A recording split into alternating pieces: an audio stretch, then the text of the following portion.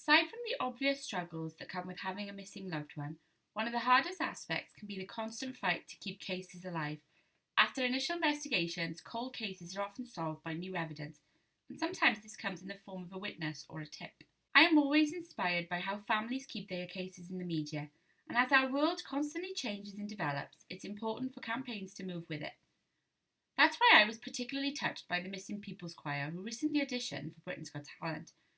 Naturally, they touched the hearts of millions, myself included, and their emotional performance brought tears to the eyes of many.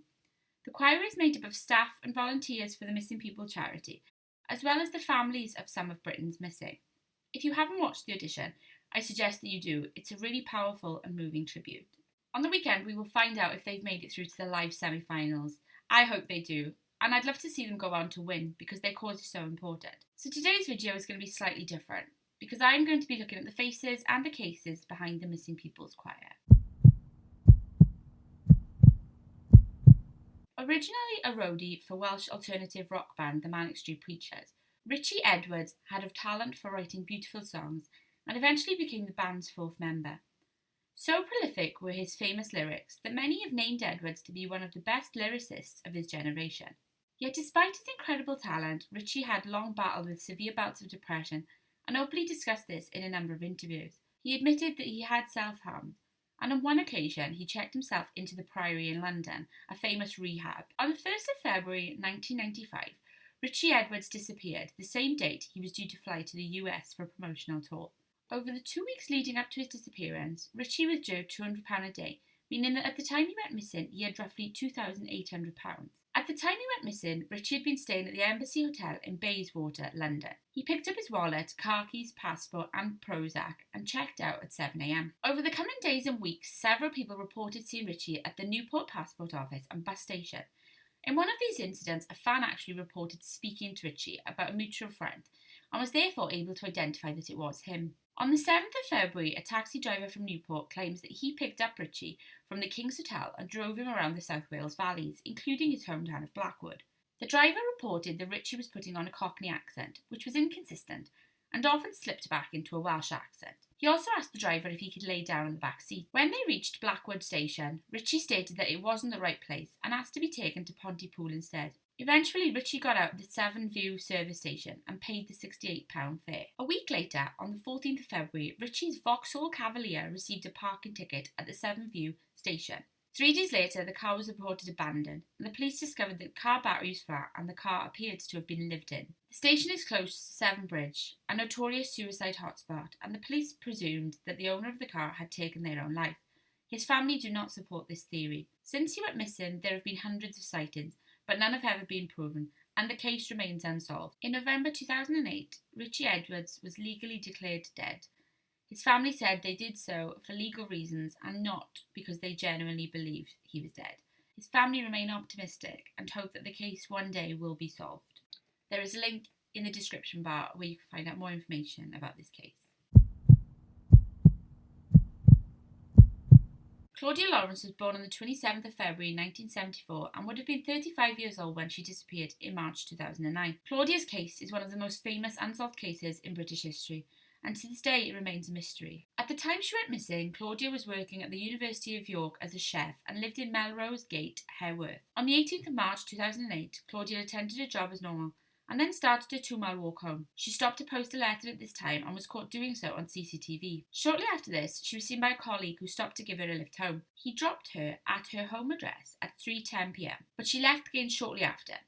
About 15 minutes later, she was seen walking home again. Over the course of the next few hours, Claudia made 2 calls to her mother, the last of which was between 8 p.m. and 8:30 p.m. During this call, she made Mother's Day plans. At this time, Claudia stated she was at home and her mother could hear her TV on in the background. During this call, she had told her mother that she planned to have an early night. At 8:23 p.m, Claudia sent a text to her friend. This was the final text that she would ever send. This, on its own, is a reason for suspicion for family and friends, because Claudia was known to text much later than this. In fact, Claudia sent thousands of texts every single month. At 12:10 on the 19th of March, her phone was deliberately turned off. Due to the hours that Claudia worked, she sometimes had to walk the 2-mile journey to work in the early hours of the morning. This is what she would have had to have done on the early hours of the 19th of March 2009, as she was due to start work at 6 a.m, but she never arrived. Police are unsure if Claudia went missing at some time in the evening or on this walk to work. There seem to be reasons to believe that it could have been either.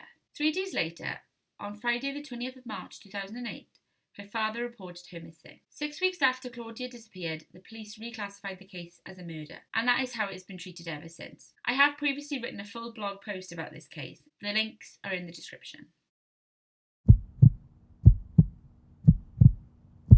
Lee Darren Boxhall was born on the 16th of February 1973 and was aged just 15 when he disappeared in 1988. When he went missing, Lee was 5 foot 6 inches, slim with light brown hair, and was wearing black jeans with a Flintstones t-shirt and brown suede shoes. On the morning of Saturday the 10th of September 1988, Lee left his home to meet up with friends in Sutton. This was around 11 a.m, and they spent roughly 2 hours window shopping before leaving at 1 p.m. At this time, Lee told friends that he might go to Selhurst Park to watch the football. There were no sightings of Lee at any of the local football grounds, but someone did see him outside Tesco on Sutton High Street at 2:20 p.m, making it unlikely that he went to any game. After this point, Lee was never seen again. In 2012, the police were informed that Lee had attended an unofficial youth club called The Shed. This club was supposedly held inside the annex of St Dunstan's Church and had been linked to sexual abuse. A few years ago, the gravedigger at St Dunstan's Church, a man named William Lambert, was convicted for abusing 2 underage girls. Since this information was discovered by police, they have excavated the area, but they have still not found any sign of Lee. Yet police remain convinced that there is a link between Lee, the shed, and the sexual abuse. They are working on the theory that Lee may have died intervening to try and stop sexual abuse. It has now been 29 years since Lee disappeared, and his parents are desperate for answers. There is further information on this case in the bar below. In 1973, Quintin Godwin was born. In 1975, the family moved to New Zealand. He loved the outdoors and was particularly passionate about beekeeping, a hobby he had started when he was 11. While his home life was said to have been happy, Quintin did suffer from mental health problems and was diagnosed with bipolar when he was 17. His family do think that his depression might have played a part in his disappearance. On their website, they state that it wasn't so much that Quintin was unhappy at home, but that he was unhappy within himself. In May 1992, when he was 18 years old, Quintin went missing. At the time, he had an after-school job in a local supermarket. On the day he disappeared, he told his sister that he was heading into town for his shift.